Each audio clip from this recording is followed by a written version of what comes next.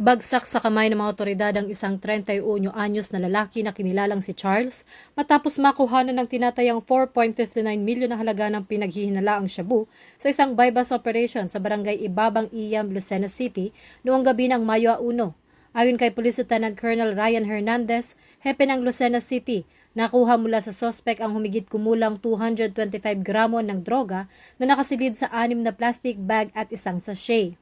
Ang sospek na gumagamit umano ng kanyang trabaho bilang delivery rider ang ginawang front sa iligal na aktibidad.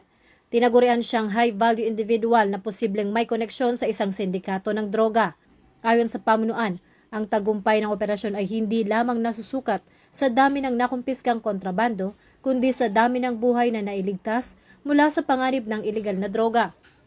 Kasunod nito, nananawagan ang kapulisan sa publiko na manatiling mapagmatsyag at huwag mag-atubiling iulat ang anumang kahina-hinalang aktibidad sa kanilang paligid.